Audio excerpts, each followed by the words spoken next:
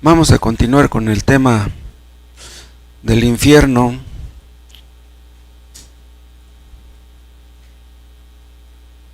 Hace muchos años, cuando teníamos las reuniones allá arriba, ¿se acuerdan? Algunos de ustedes. Allá donde estamos viviendo ahora mi esposa y yo, ahí se hacían los cultos hace muchos años. Y me acuerdo que hasta la parte de atrás estaba el hermano Tomás predicando acerca del infierno. Y en la parte de atrás estaba sentado el hermano Francisco, tenía poco tiempo de estar viniendo. Estaba una nieta de él, tendría unos 11 años, no me acuerdo cómo se llamaba. ¿Cómo se llamaba Ali? Su nieta del hermano Francisco que venía a los cultos. ¿Era Selena? ¿Selene? Creo que era Selene, ¿no? Estaba sentado el hermano Francisco, estaba su nieta y estaba yo. Y el hermano Tomás, pues al hablar de este tema del infierno, pues tiene uno que mencionar esa palabra pues en diferentes ocasiones. Entonces, el hermano Tomás mencionó esa palabra, el infierno, pero ya la había mencionado muchas veces, ¿no?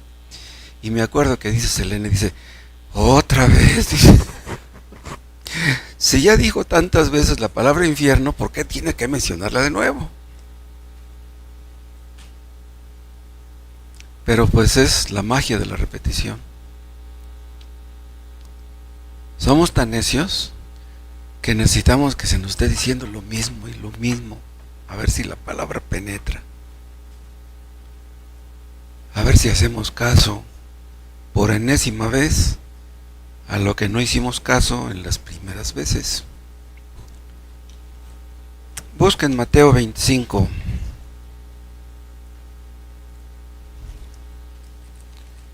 Vamos a ver los mismos versículos que vimos hace 8 días.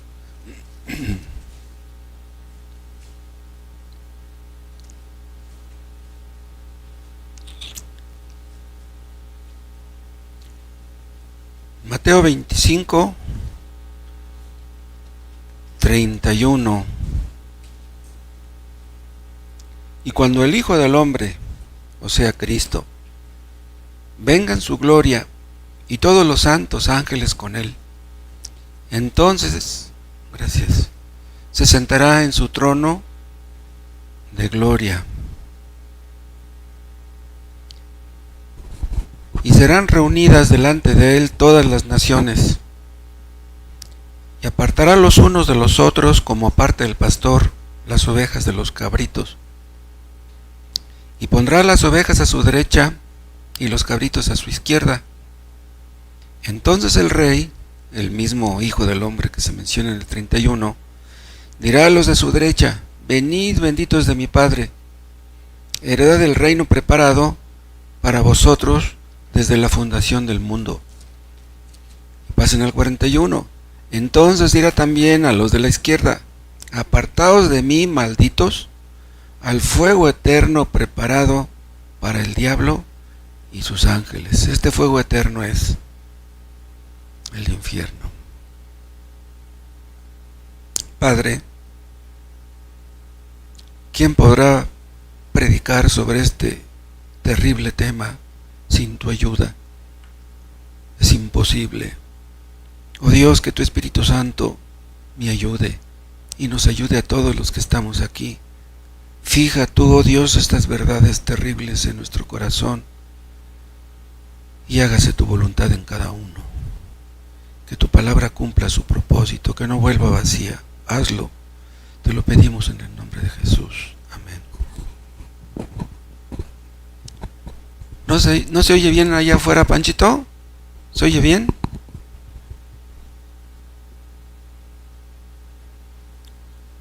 Hace 8 días, aparte de estos versículos, también vimos Juan 3:16, porque de tal manera amó Dios al mundo que ha dado a su Hijo unigénito. De tal manera amó Dios al mundo.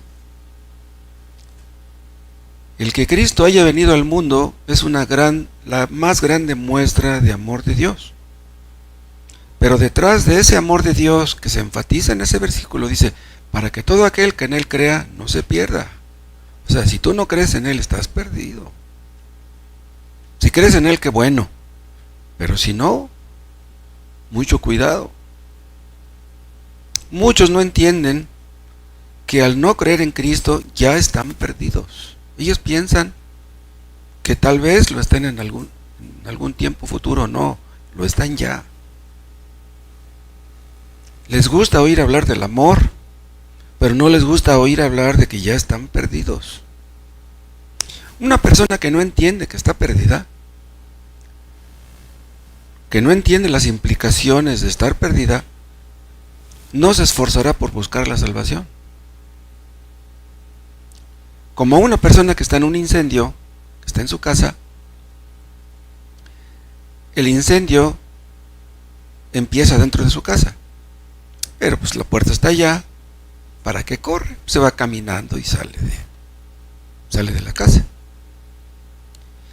Pero si una persona ve que en su casa se desata un incendio, pero está encerrado y no tiene la llave, entonces sí se mete en problemas. Entonces sí le va a dar miedo.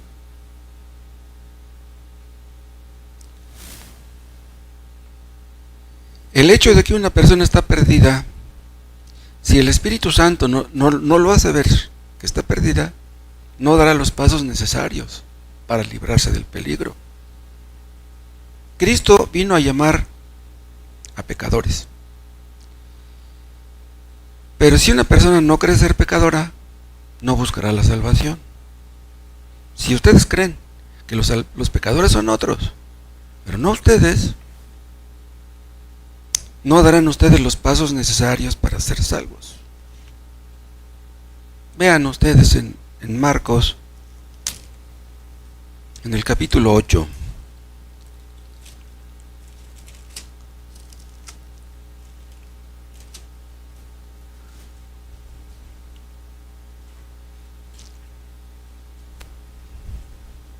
(8:36) Porque ¿qué aprovechará el hombre si ganare todo el mundo y perdiere su alma? Vean, tenemos un alma. ¿De qué sirve ganar mucho dinero? ¿De qué sirve tener millones de dólares si perdemos el alma? ¿Qué es lo más valioso? Nuestra alma.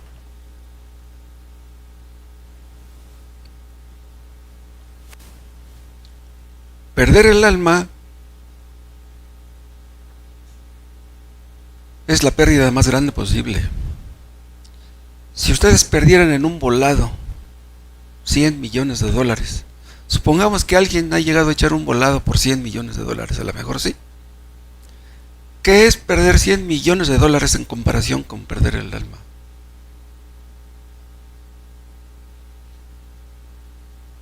Vivimos rodeados de gente que no cree en las cosas eternas. Y si oyen hablar acerca del infierno, pero no creen que exista el infierno, entonces está en grave peligro. Es posible que muchos de los que me están escuchando no creen en el fondo que exista el infierno. Que creen que existe el infierno, pero nada más en teoría. Pero que no dan los pasos necesarios para huir del mismo. Una persona que se pierde su alma y va al infierno. Esa es la peor tragedia que le puede ocurrir a una persona. Es lo peor que nos puede pasar. En Estados Unidos son amantes de hacer encuestas acerca de si tú te mueres, ¿crees que irías al cielo o crees que irías al infierno? Casi siempre la mayoría de personas en esas encuestas creen que si se mueren van a ir al cielo. 75% de personas creen que si mueren irán al cielo. ¿Será? Los que creen que irán al infierno son mínimo, muy pocos. Muchos no creen que exista el infierno.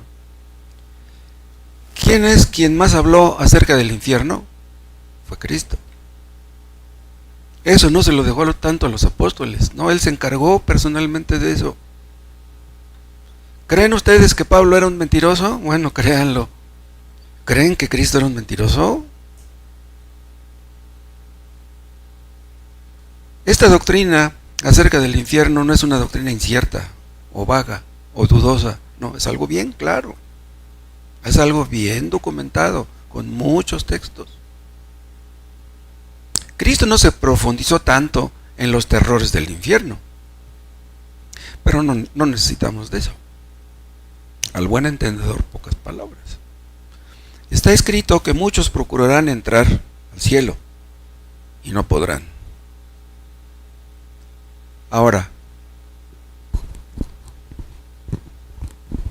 si muchos procurarán entrar al cielo, que procurarán entrar, no podrán. Imagínense los que no se esfuerzan, los que no hacen nada, los que están cruzados de brazos esperando que Dios haga algo. La soberbia nos hace creer que no es necesario esforzarnos tanto, que se esfuercen los tontos. La soberbia destruye las almas. En muchas iglesias les hacen creer que se van a salvar por sus obras, pero la Biblia dice que no es así. Dice, no, sí se puede. No, no se puede. No te vas a salvar por ser una buena persona. No te vas a salvar por tener una religión en sí. No te vas a salvar por orar mucho o por leer mucho la Biblia. La salvación es gratis, la salvación es por gracia. Pero a esas personas que les digo, les inflan el ego. Les hacen creer que valen muchos, que valen mucho. El ego es el Dios de millones.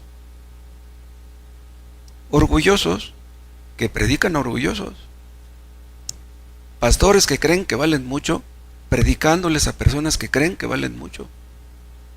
Les hacen creer que Dios los ama, cuando no es así. ¿Por qué creen que Dios los ama? Están dispuestos a creer en un Dios de amor. ¿Saben por qué? Porque se aman a sí mismos.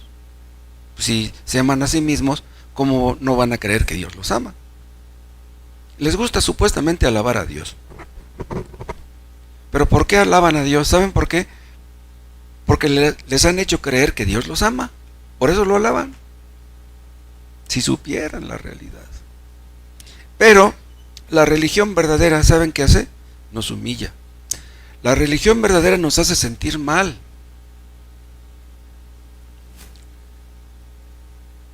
Les hacen creer que Dios los ama y que están bien delante de Él.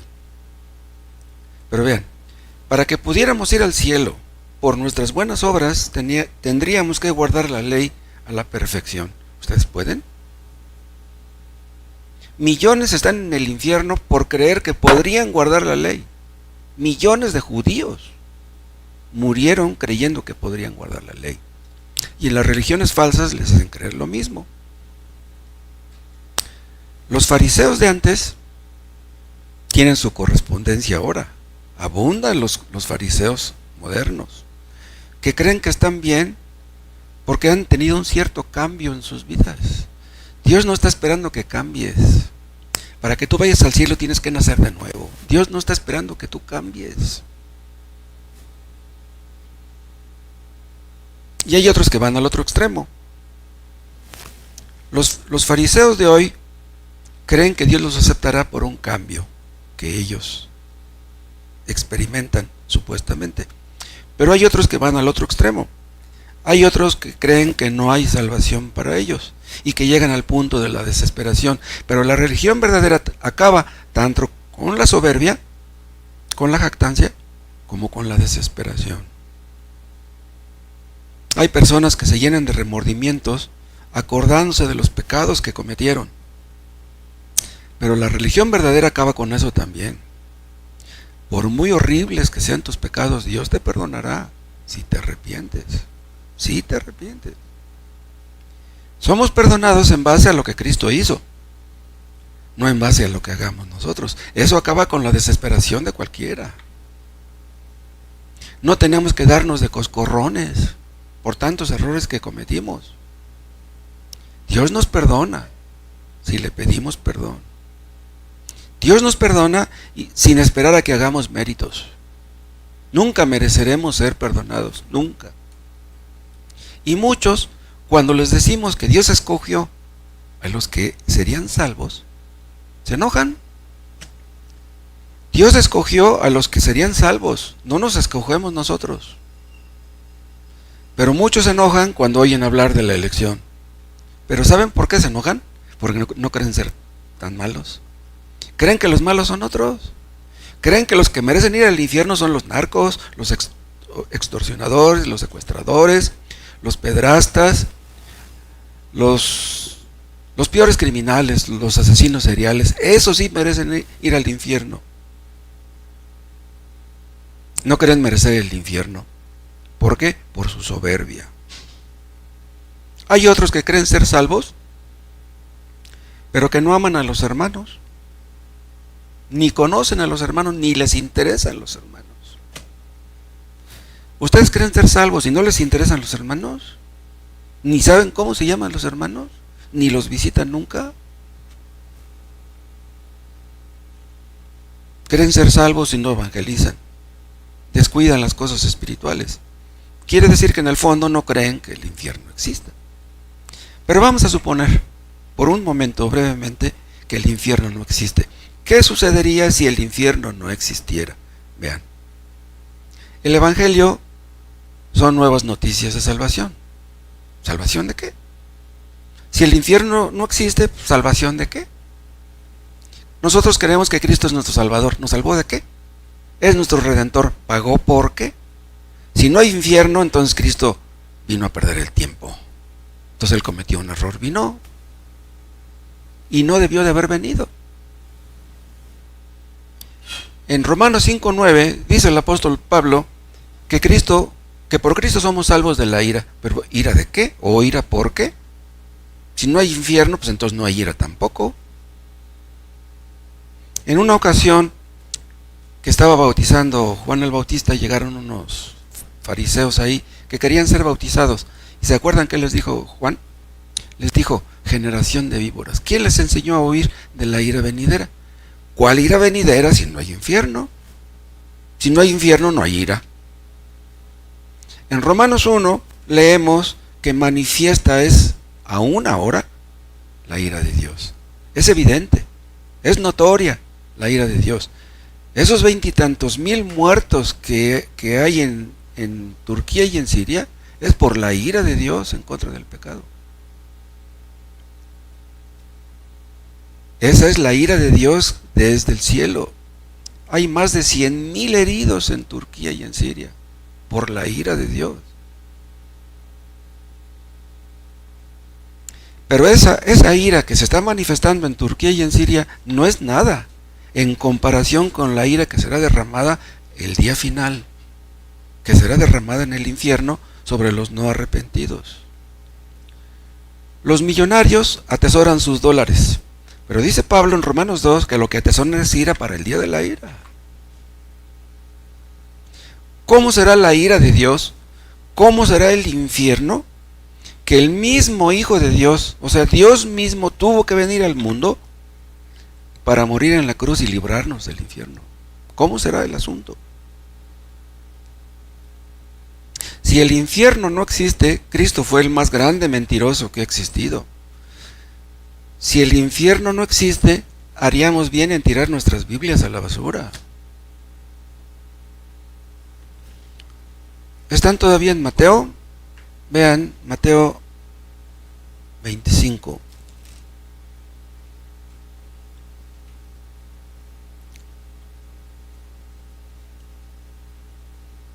Vimos el 41, ¿no? Donde Cristo les dice a aquellos: apartados de mí, malditos. Ahora vean el 46. E irán estos al castigo eterno, o sea, los que vayan al infierno, y los justos a la vida eterna. Tan eterna es la vida eterna como el castigo eterno es eterno. La misma palabra. Ahora, aquí dice castigo en esta versión, pero en la mejor versión, que es la antigua, ¿saben cómo dice? E irán estos al tormento eterno. Ahora, ¿qué diferencia hay entre castigo y tormento? Vean, los que están en un reclusorio están sufriendo un castigo, pero no están sufriendo un tormento. Están en el reclusorio, tienen televisión, tienen su refresquito, tienen su baño de regadera. ¿Cuál es el problema?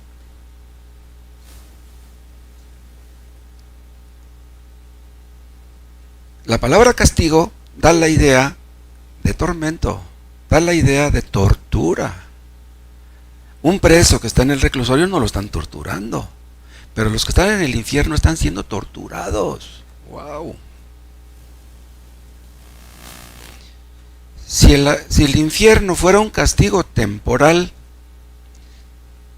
habría esperanza y no sería tan terrible. Si dijeran, bueno, después de 100,000 años, los que están en el infierno van a salir, bueno, pues ya llevo 99,000, ya nada más me faltan 1,000 años, pero no hay esperanza. Nunca saldrán de ahí las personas que están en el infierno. Si los testigos de Jehová tuvieran razón, tampoco el infierno sería algo tan temible.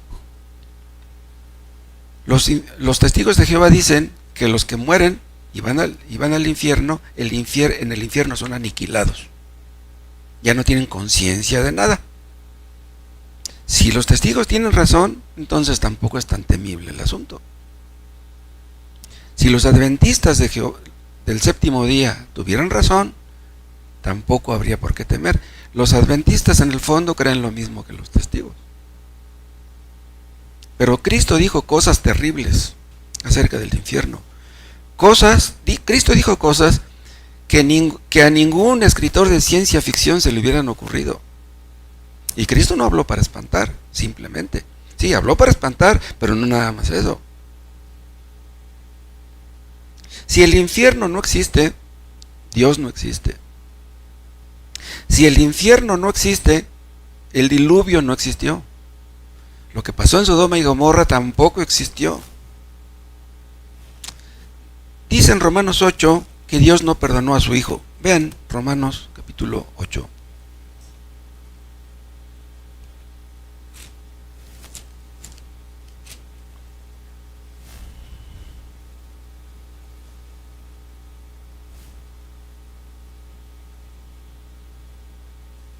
(8:32) El que no escatimó ni a su propio Hijo, sino que lo entregó por todos nosotros, ¿cómo no nos dará también con él todas las cosas? ¿Vean?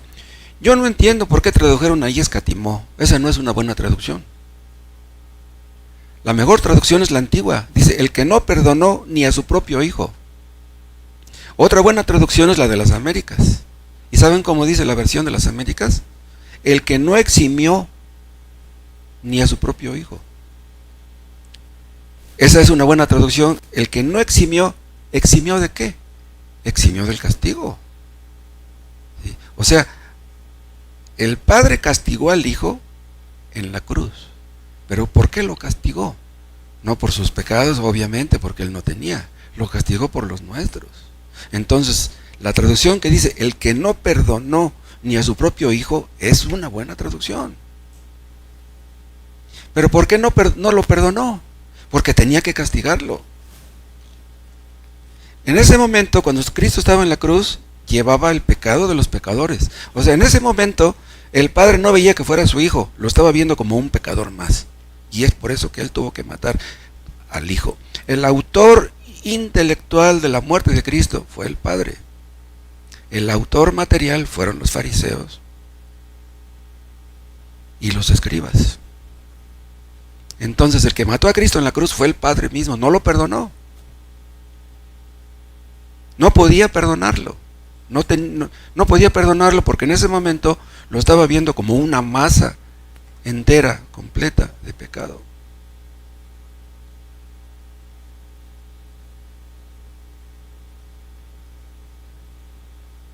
Vean ustedes lo que Cristo tuvo que hacer en la cruz para librar a los pecadores del infierno. Cristo soportó millones de infiernos.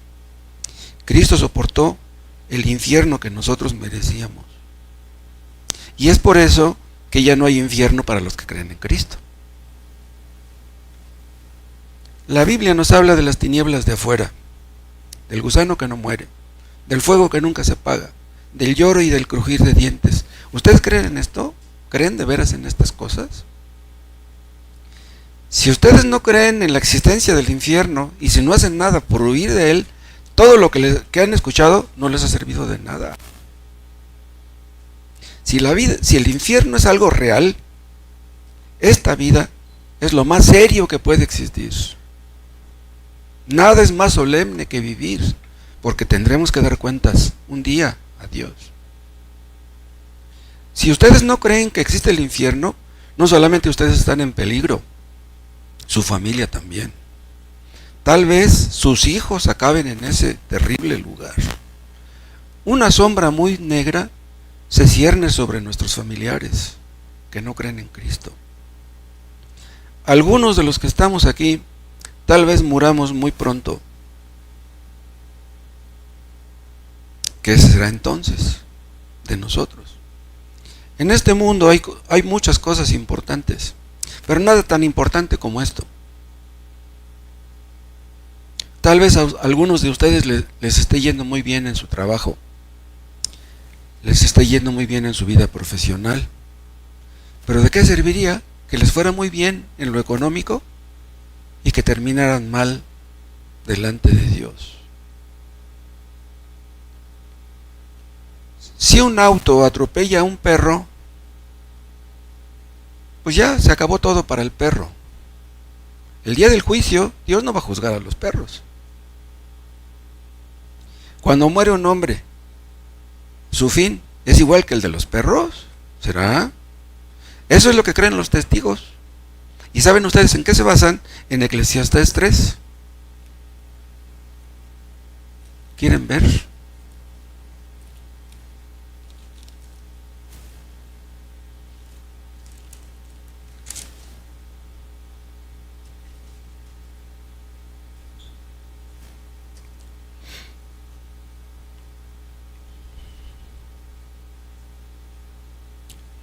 Eclesiastés 3, 19.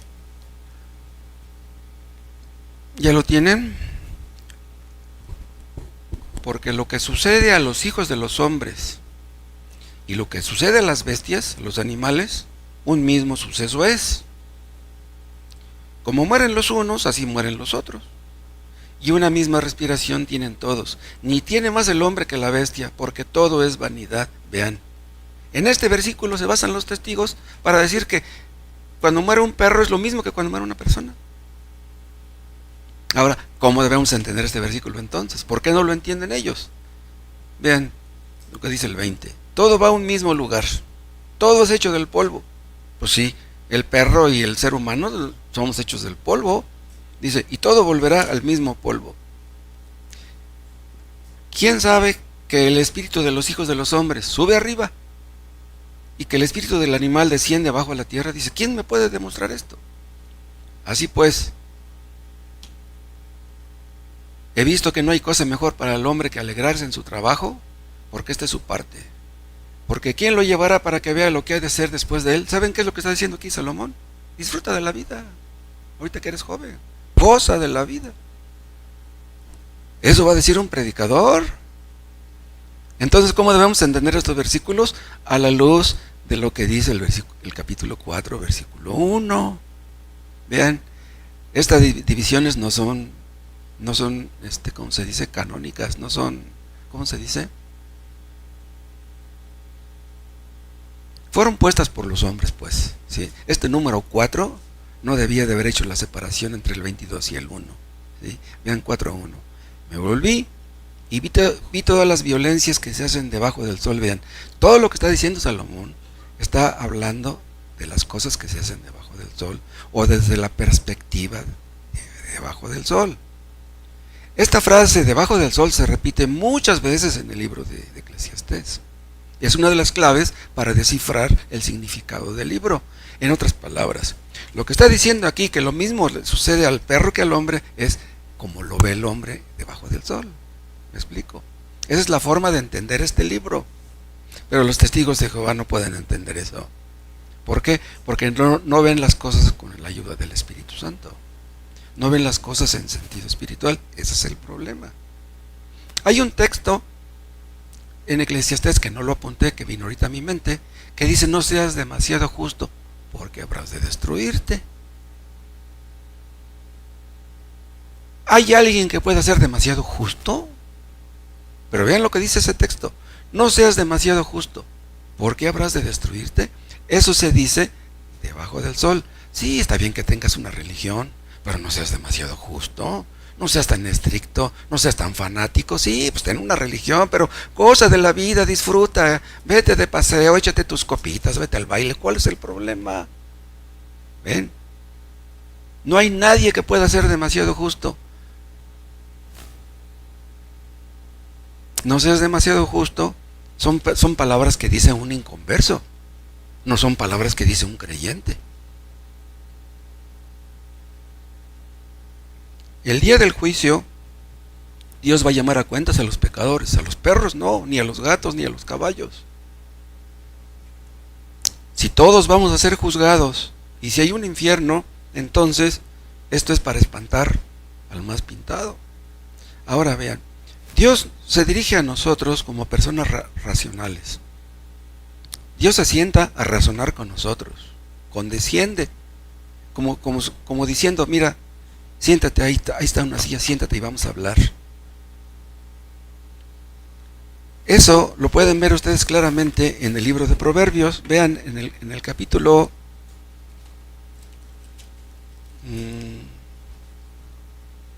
vean en el capítulo 3. Vean cómo habla Dios con nosotros. Es increíble que Dios hable de esta manera. Tienen capítulo 3 de Proverbios, ven el versículo 1. Hijo mío, ven, no olvídense de Salomón, aquí que escribió esto Salomón. No, es Dios el que nos está diciendo a nosotros esto. Hijo mío, no te olvides de mi ley y tu corazón guarde mis mandamientos. Vean 2:1. Hijo mío, si recibieres mis palabras y mis mandamientos guardares dentro de ti. Vean 3:21. Hijo mío, no se aparten estas cosas de tus ojos. Guarda la ley y el consejo. Wow, cómo habla Dios a los suyos. Vean en el capítulo 8. Proverbios 8. Vean cómo dice en el 1. No clama la sabiduría y da su voz la inteligencia. La sabiduría es Cristo, ¿sí? En las alturas junto al camino, a las encrucijadas de las veredas se para. En el lugar de las puertas, a la entrada de la ciudad, a la entrada de las puertas da voces. Oh hombres, vean la solemnidad con que habla. Oh hombres, a vosotros clamo, dirijo mi voz a los hijos de los hombres. Entended, oh simples, discreción, y vosotros necios entrad en cordura. Oíd, porque hablaré cosas excelentes, abriré mis labios para cosas rectas. Pasen hasta el 32, 8:32. Ahora pues, hijos, oídme, y bienaventurados los que guardan mis caminos. Atended el consejo y sed sabios y no lo menospreciéis. Bienaventurado el hombre que me escucha, velando a mis puertas cada día, aguardando a los postes de mis puertas.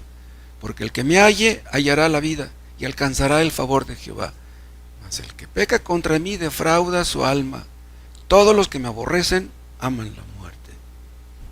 Vean, aquí está nuestro Dios hablándonos a criaturas a quien hizo a su imagen y semejanza. No está hablando ahí a animales que no pueden entender. Él razona con nosotros, quiere hacernos ver lo necio, lo absurdo, lo loco que es ir en pos del pecado. Él razona con nosotros y quiere enseñarnos a razonar. Él nos dio el cerebro y quiere enseñarnos a usarlo. ¿Y cómo acabarán los que se niegan a oír? Lo dice en el último versículo. Todos los que me aborrecen aman la muerte. Los que aman el pecado aman la muerte. Es como si Dios dijera, si me quieren obedecer, ustedes van a acabar bien, y si no, van a acabar mal. El pecado no es lo que muchos suponen. Dicen unos, estamos en el siglo XXI y sigues hablándonos del pecado. Oye, eso déjalo para la gente de hace 2000 años. ¿Cómo es que todavía nos sigues hablando? Eso de hablar del pecado es para ignorantes, para tontos, para retrógradas. Este mundo está como está por causa del pecado. El pecado es la causa de la perdición de los hombres. El pecado es la causa de que tú pierdas lo más valioso, que es tu alma. ¿Qué cosa es la muerte? El pecado de la consecuencia. La consecuencia del pecado. La paga del pecado es la muerte. ¿Cuál es el salario del pecado? La muerte. Lo que tú estás esperando que te paguen por tus buenas obras, Lo que te van a pagar es la muerte. Es lo que Dios te va a dar. Muchos creen que serán salvos por sus buenas obras. Creen que Dios lleva la cuenta de sus buenas obras. Sí, he hecho algunas obras malas. Pero yo he hecho muchas buenas obras. ¿Saben una cosa? Dios nunca se fija cuando hacemos una buena obra. Nunca. Dios nomás se fija cuando hacemos las malas. Dios es como un juez. Por ejemplo, si un hombre es honrado y trabajador, un juez, ¿qué con eso? Oiga, señor juez, yo hago buenas obras, pues tienes que hacerlas. Ni modo que vayas a hacer las malas. No, haz buenas obras. Los jueces no están para recompensar las buenas obras. Los jueces están para castigar las malas obras. Oiga, señor juez, pero debería de darme un premio. No, ¿qué premio te voy a dar? Dios nada más está fijándose en qué malas obras hacemos.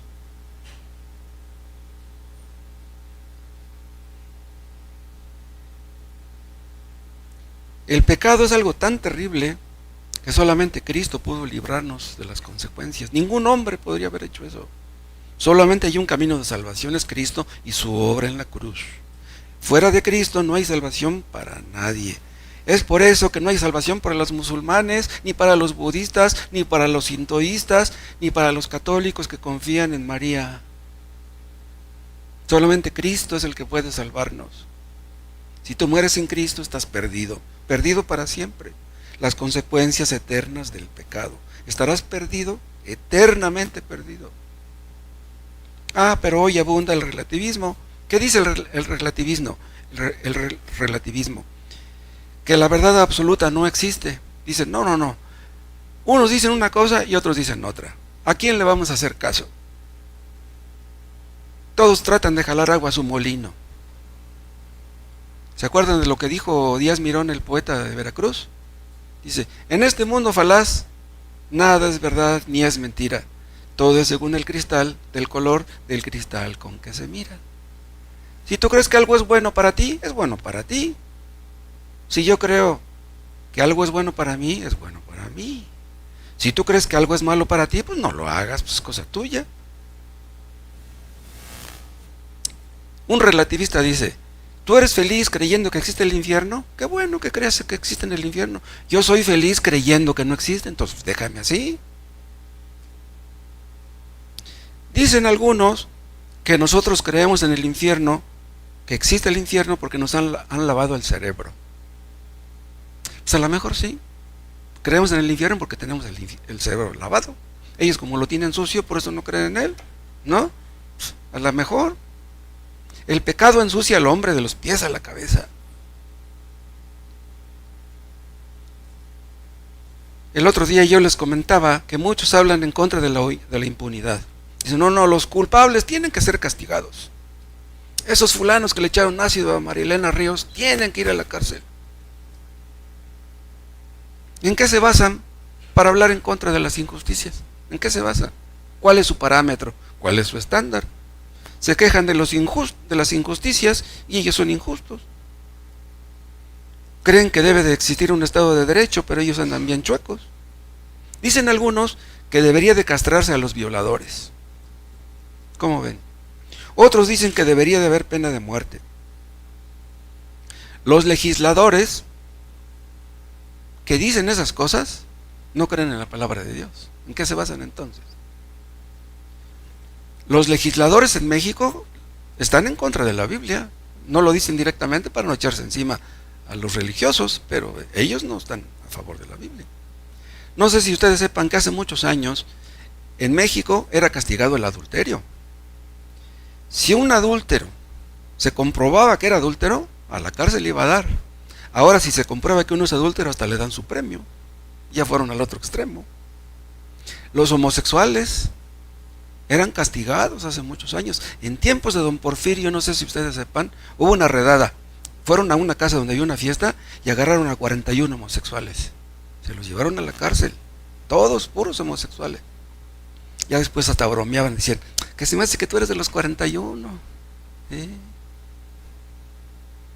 Ahora, ya donde quiera hay homosexuales.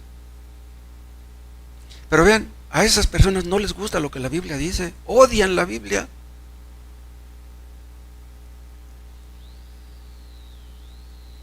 Si odian la Biblia, bueno, pues vamos a quitar el 8º mandamiento de la Biblia. ¿No les gusta? El 8º mandamiento dice, no hurtarás. Ok, que cada quien robe lo que quiera, que haga lo que quiera.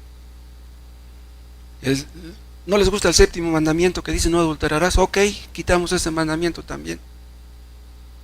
Que los hombres se metan con las mujeres que quieran. ¿Tienes 3 mujeres? No te sientes culpable, tú ten las que quieras. Roba, miente, extorsiona, fornica, haz lo que quieras. Si todo es relativo, nada es absoluto, como dicen ellos, entonces la Suprema Corte también es relativa. Los magistrados ya no tienen razón de ser. Quieren ahorrar dinero para tener más, para darles a los adultos mayores, pues que ya no le den a los magistrados, los quitamos y ahorramos un dineral. A la policía, que no exista la policía, todo el sueldo de los policías se los damos a los adultos mayores y a los discapacitados. El Ministerio Público ya no va a existir, la policía tampoco. Caben las cárceles también, como decía León Tolstoy. En las cárceles están dándoles de comer a esos fulanos, comen de gorra, con el dinero del pueblo, pues ya no les damos de comer, que se salgan. Muchos se jactan de que tienen 2 mujeres. Pues como les digo, quitamos el 8º mandamiento y no hay problema. Si el adulterio no es malo, pues entonces podemos ir a tu casa y agarramos una de tus hijas. ¿Cuál es el problema? No te vas a enojar por eso. Y si te robo tu coche, pues yo no debo de ir a la cárcel por eso. De Dios nadie se burla. Todo lo que el hombre siembra, eso va a cosechar. Horrenda cosa es caer en manos de un Dios vivo. La Biblia enseña claramente que Dios es justo. Y si Dios es justo, tiene que castigar el pecado. Y a todos los pecadores, no nada más a unos. A los que pecaron mucho y a los que pecaron poco. A todos. El infierno no es una exageración. Dios no está obligado a perdonar a nadie. Vean ustedes, todos los que se oponen a la idea del infierno se oponen a Dios. Los que se oponen a la idea del infierno están en contra de Dios. Todos los que están en contra de la ley de Dios es que en el fondo odian a Dios. Son personas que quisieran un Dios a su gusto. Se han inventado un Dios a su gusto.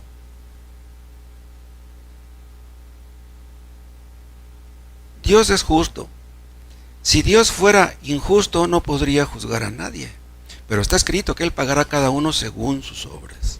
Él no va a cometer ninguna injusticia. Él no es injusto como los magistrados de este mundo. Vean Proverbios en el capítulo 17.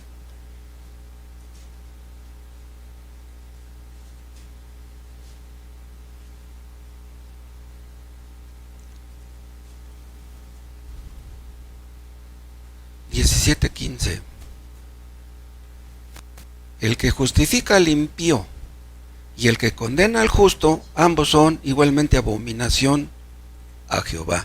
O sea, el que justifica al impío, Dios odia a ese tipo. Si un magistrado declara inocente a un culpable, Dios odia a ese tipo.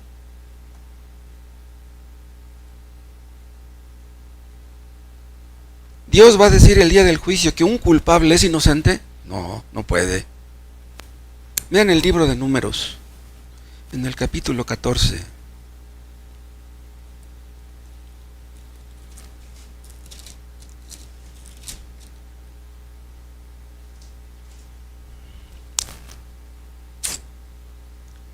Números, capítulo 14,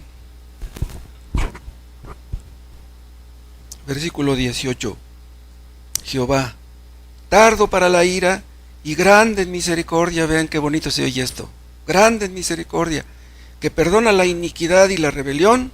Pero vean cómo dice ahora: aunque de ningún modo tendrá por inocente al culpable. De ningún modo, de ninguna manera.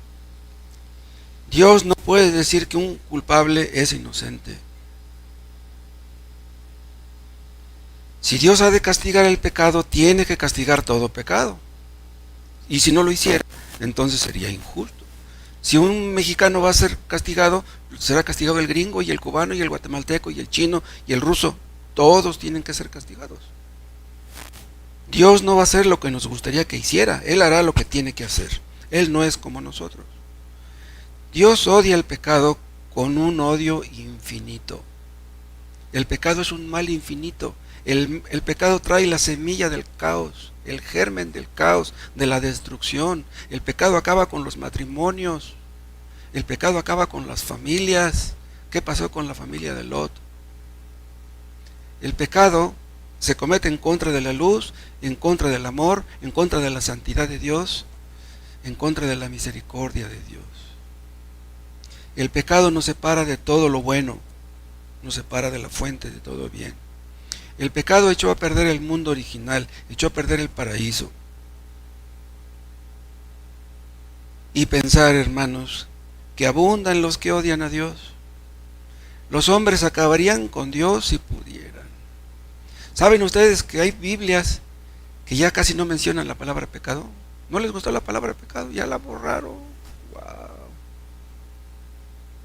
¿Entienden ustedes por qué existe el infierno? ¿Cuántos quisieran no solamente acabar con la Biblia, quisieran acabar con Dios, quisieran matar a Dios? Ya lo mataron y lo van a intentar de nuevo. Es lo que va a ocurrir en Armagedón. No conformes con haber matado a Cristo hace 2000 años, va a venir otra vez y intentarán matarlo de nuevo. Wow. Pero ahora sí ya no van a poder. Por eso existe el infierno precisamente. Dios tiene el plan de limpiar este mundo, lo va a limpiar. Los elementos ardiendo van a quemarlo todo. Vendrá una tierra nueva. El pecado destruyó el paraíso, esa es una terrible realidad. Pero Cristo vino al mundo y esa es una maravillosa realidad. O sea, hay un infierno, pero hay un cielo también. ¿Y por qué vino Cristo? Porque quiere llevarnos con Él. Cristo no quiere que acabemos mal. Dios va a poner un fin a todo este caos. Cristo va a venir y va a acabar con esta película de terror, dice el hermano Tomás. Es una película de terror lo que ocurre en este mundo. Dios ha prometido acabar con el pecado, pero hay un problema. Para acabar con el pecado tiene que acabar con las personas, porque el pecado está en las personas. Las personas que aman su pecado y que no quieren dejarlo. ¿Qué hará Dios con esas personas? No quieren dejar el pecado.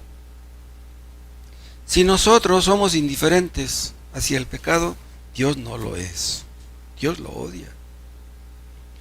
Cuando una persona se arrepiente de su pecado, en ese momento empieza a aborrecerlo. Nosotros nos damos cuenta más o menos de quién es convertido. Si platicamos con una persona media hora, una hora, no nos damos cuenta. Pero platicando constantemente con una persona nos damos cuenta, esta persona no es salva. Esta persona no ha nacido de nuevo. Parece que quiere dejar el pecado, pero no lo ha logrado. Una persona vemos que claramente es convertida cuando empieza a aborrecer el pecado. Empezamos a ver eso. ¿Aborrecen ustedes el pecado? En el cielo no habrá asesinos, no habrá mentirosos, ni ladrones, ni adúlteros, ni pedrastas, ni borrachos, ni secuestradores. Dios hará todo lo que ha dicho que va a hacer. Y alabaremos a Dios por eso. Lo alabaremos porque nos libró de la ira y del infierno. Lo alabaremos eternamente porque nos escogió desde antes de la fundación del mundo. ¿Quieren ustedes saber si son escogidos? La respuesta es fácil. Si ustedes se apartan del pecado, ustedes son escogidos.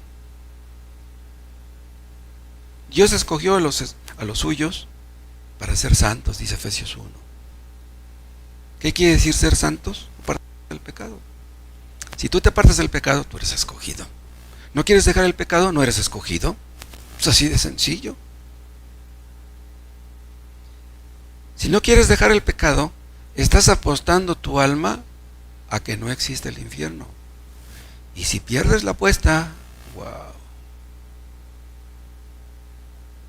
Hermanos, si creemos verdaderamente que existe el infierno, no debemos callar. Debemos hablarles a los que nos rodean. Si somos creyentes, tenemos que vencer la vergüenza. tenemos que hablarles a nuestros vecinos, a nuestros parientes. Mínimo. Vean Proverbios 24.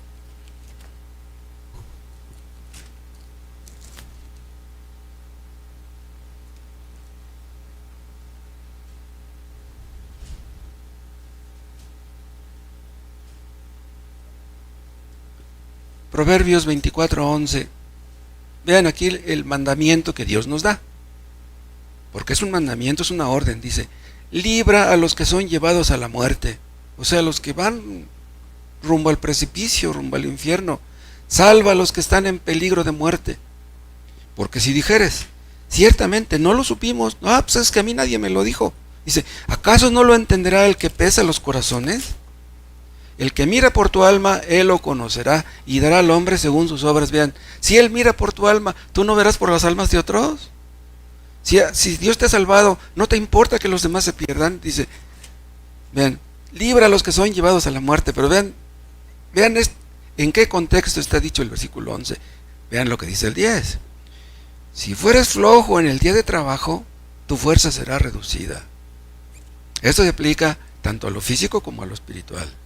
Si fueres flojo, no haces ejercicio, no, etcétera, pues tus músculos se van debilitando. O sea, debes usar tus músculos para que estés fuerte. Bueno, si fueres flojo en el día de trabajo, en el día que debes de servir a Dios, tu fuerza será reducida. ¿No quieres servir a Dios ahorita? Cuando quieres servirle ya no vas a poder.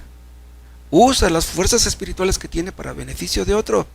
Dice el 11, libra a los que son llevados a la muerte. O sea, usa tus fuerzas para servir a otros, para librar a otros del infierno. Le vas a decir a Dios el día del juicio, ay Señor, es que yo no sabía que había un infierno. ¿Cómo le vamos a decir a Dios eso? El que mira por tu alma, él lo conocerá y dará al hombre según sus obras. ¿Qué recompensa tendremos si no evangelizamos nunca? Hermanos, es mucho lo que se nos ha dado. ¿No sabemos que los días de las tinieblas eran muchos? Como dice Eclesiastés, tinieblas eternas, el lloro y el crujir de dientes eterno, la desesperación eterna, los remordimientos eternos. ¿Será posible, hermanos, que algunos de nuestros hijos, algunos de nuestros seres queridos terminará en el infierno? ¿Será posible que muchos de los que están aquí terminarán en el infierno? En el diluvio, hermanos, cuando se estaban muriendo los hombres ahogados, se estaban muriendo los niños también. Hombres morían ahogados, adultos, también niños. Hubo mujeres embarazadas, de seguro, muchas mujeres embarazadas que murieron ahogadas, y los niños que traían en el vientre ni salieron del vientre. Cuando Cristo venga por segunda vez, habrá muchas mujeres embarazadas. ¿Se acuerdan lo que dice Mateo 24? Como en los días de Noé, así será la venida del Hijo del Hombre. Muchos estarán casando, muchos dando a sus hijos en casamiento. En el infierno hay muchos niños. Un niño de 4, 5, 6 años ya es un pecador.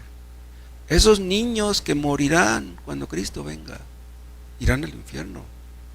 Esos niños estarán en el infierno y maldecirán a sus padres. Le dirán, ¿por qué estamos aquí?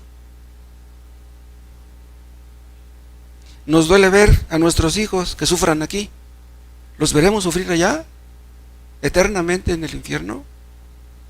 Hermanos, que Dios nos dé un corazón de carne. Lloremos por los que no pueden llorar por ellos mismos.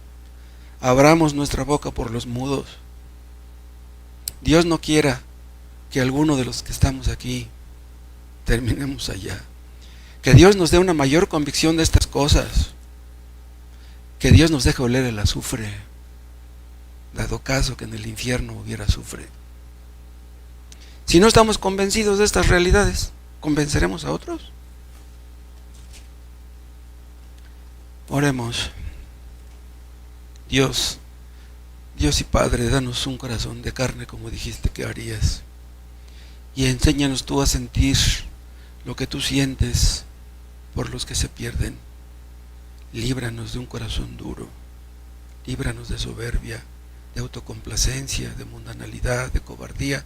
Oh Dios, tú nos hiciste, tú nos formaste. Somos producto de tus manos, oh Dios, no nos abandones. Danos más de tu espíritu. Enséñanos a llorar, Padre, por aquellos que viven en el pecado y que no quieren hacer caso. Y no nos dejes callar, ayúdanos a hablar. Y que veamos la salvación de nuestros seres queridos, de muchos en esta iglesia. Te lo pedimos en el nombre de Jesús.